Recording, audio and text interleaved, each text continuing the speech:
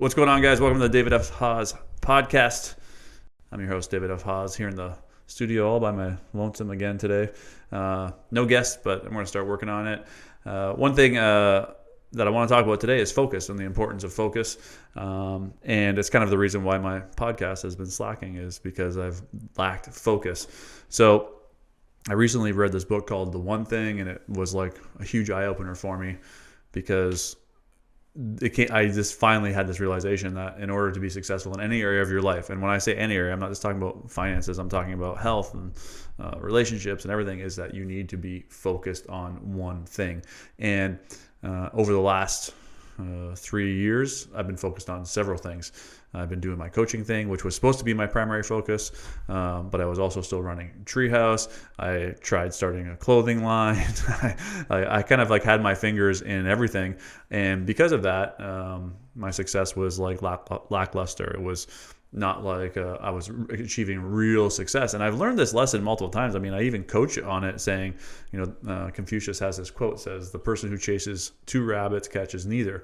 And this is like really, really easy concept to understand, but we get in our heads that you can do multiple things. Like multitasking is a complete BS. It does not exist, right? We cannot remain focused, and focus goes so much deeper than just focusing on one element. Like for me, what the realization that I've come to is that I need to focus fully on my resort out there, Lungo Vita, and because of that, I'm kind of like dialing back my coaching.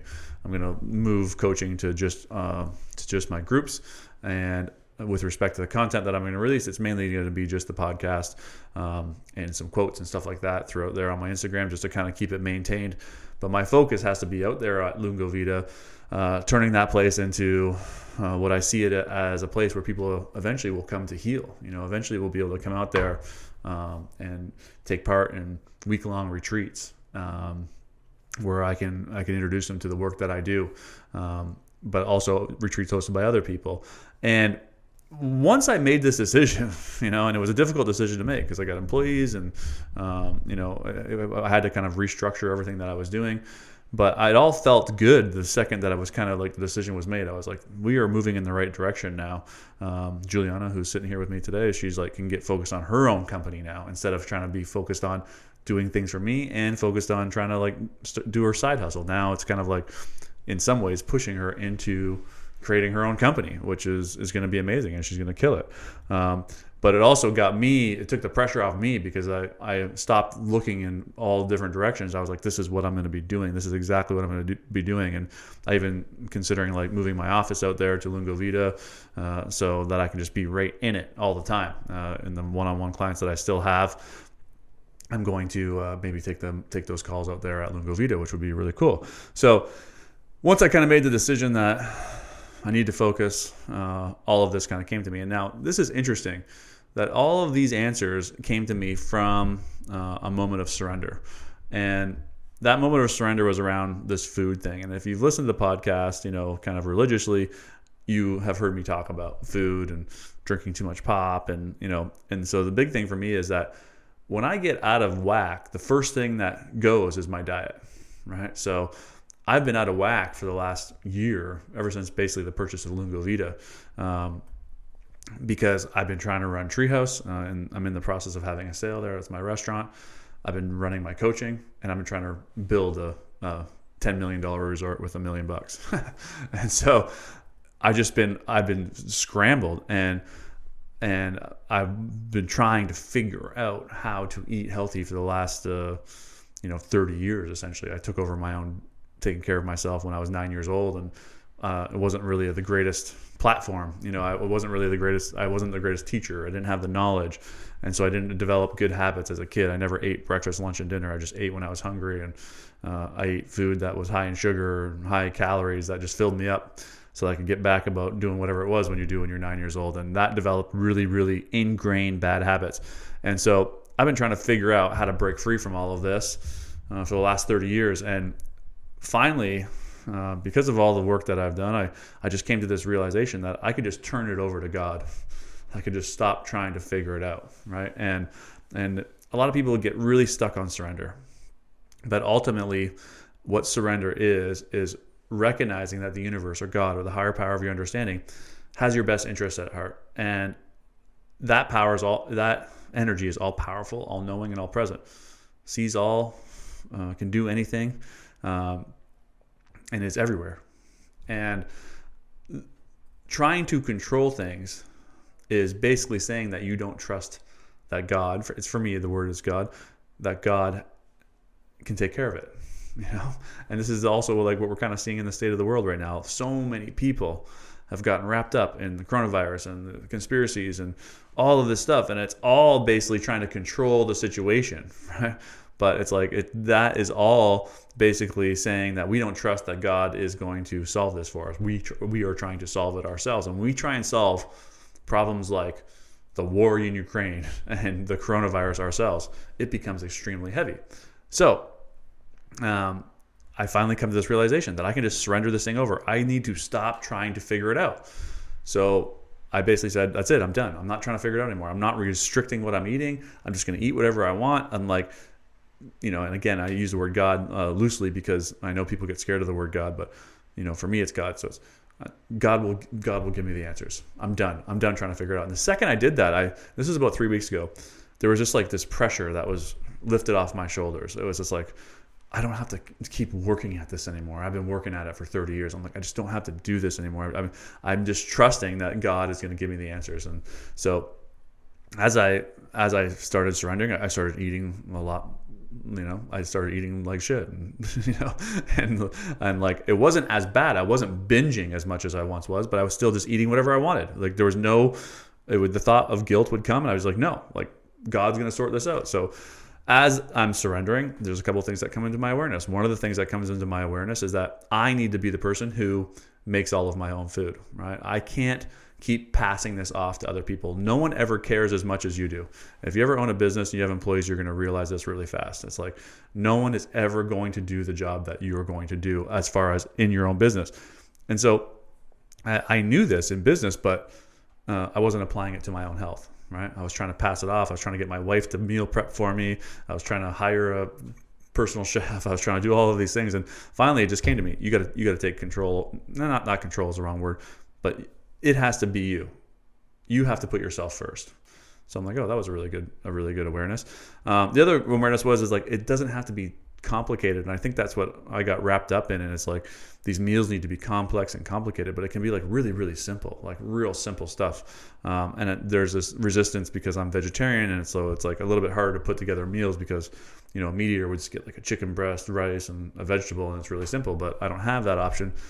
Because I don't want to eat tofu every single day. So I got to get a little bit more creative, but it still doesn't have to be that complicated. It can be really easy. So that was another realization. I'm like, oh, I can take care of this. Like I can do this meal prep on Sundays or whatever the heck I got to do. Like this is something that I can become. I can install this habit. So these new awarenesses. And then my friend hands me this book called The One Thing. And it's this book on focus. And this was like the aha moment. It was like, when you're not focused on one thing, you are scrambled, and your diet goes to shit, and your relationships go to shit. You don't make more. Your wealth goes to shit because you're focused on too many areas. And I was like, oh my God, this is it. And the few times I can remember being insanely successful in my life is when I got laser-like focus. So there was two major incidences in that regard. One, when I first bought Treehouse. So when I first bought Treehouse, that's all I did for 3 years. In 3 years, I doubled the sales, right? So when I took over, it was doing like $450,000 a year. And within 3 years, I had it doing over $1 million, right? And so that was the power of focus. And then I kind of started getting bored with my creation. And this is what happens. And this is the point, when you get bored with your creation, you have to push a little bit further, because that's where the real magic is, And so I got bored with my creation, and I ended up opening up like 3 other businesses. I bought some rental properties, and I spread my focus again, right? And what happened? Treehouse sales dipped. My other business were suffering. Everyone was getting like 10% effort or 25% effort. And if you give something 25% effort, you're not going to get great results.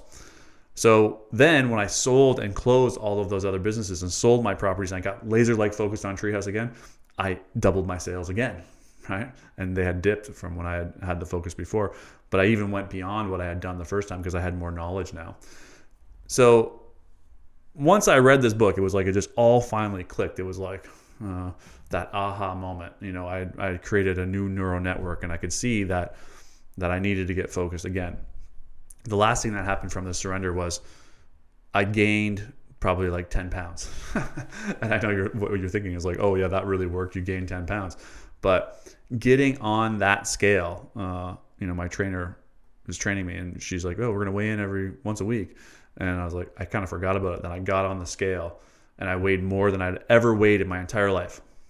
And that was like the wake up call. So I can now see that me trying to control this, all that was doing was giving me resistance to hitting rock bottom, which was being the heaviest or the fattest I've ever been in my life. And so once I hit rock bottom, it was immediate, like a immediate burst of energy, immediate wake up call, saying, hey, you got to get this in check, right? And that was like the motivation that I needed. All of these answers came from surrender. All of these answers came from me turning over the figuring out of how to get in shape and get healthy over to God for me. And that wouldn't have happened unless I got to this place of surrender. So if you're trying to control anything in your life, you're ultimately saying that you don't believe that God's going to take care of it for you, right? And it is a very difficult thing to do, because there was so much resistance to me surrendering this over to a higher power, because I thought that if I surrendered over to a higher power, I was going to get fat. But that's exactly what needed to happen. How wild is that? That's exactly what needed to happen in order for me to begin making the changes. So we'll see. I mean, this will be a little experiment. I'll take you guys on the journey with me. On Monday, because the Treehouse deal is closing on Monday, and I've made some decisions within my business.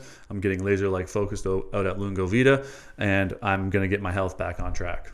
Right. And so I have some friends that are coming over. They're going to help me, show me how to meal prep, and it's going to be this whole thing. And so I'm going to put it all into action, and I'm going to let go of the outcome, and I'm going to surrender it all over to a higher power. But this is the importance of surrender. And I think this is like a really good, like, layman's kind of example of surrender, because every time you hear of surrender, it's like always so woo-woo, and it's like the way they explain it is like it's hard to comprehend. But for me, I think it was it's about this giving up to the control, or giving the control over to a higher power of your understanding, and really truly believing that it's going to come into your life. So another example would be, if you want to make a bunch of money, it's like, just stop trying to control it. Just make a decision that you want to move in the direction of being wealthy. Let go of all wanting of it, and that's going to end up coming into your life, right? If you try and control and you try and force, that's when you're going to have the resistance, right? And so that resistance was exactly what was blocking me to recognizing that these were the things that needed to happen in order for me to make dramatic change in my life. So this is the power of surrender. It's about turning over the figuring out of whatever it is that you want to achieve. If you want to make millions of dollars, stop trying to figure out how to make millions of dollars, and just pick a direction and go. And the how will be revealed by taking action. Right? So this is the power that comes when we really, really, truly learn how to surrender. And this is the power that comes when we really realize that it's when we focus is when we become really successful. It's like, if you focus on too many things, you're not going to be successful. Look at all of the most successful people in the world. They all focused on one thing. Don't buy into a belief system that you can do multiple things. Yes, there will come a time when you can own multiple businesses, and that's when you have the money to do so. You have the money to put really high-end people into really important positions. But until that, you have to be that person. Jeff Bezos was the operator, everything of Amazon, and that's all he focused on. And because of that, he was able to build this gigantic corporation. Steve Jobs, all he focused on was Apple. And when Apple kicked him out, all he focused on was Pixar. Right? And so you gotta have laser-like focus. And once you have that laser-like focus, you're gonna be able to have success. And then the key will be to not get bored in your creation and stay a little bit longer. And that's when the real magic happens. That's when you reach the gold. And then that's when you could expand into other areas, other businesses. But this is the power that comes from doing this work daily. So I invite you to keep joining me every single week.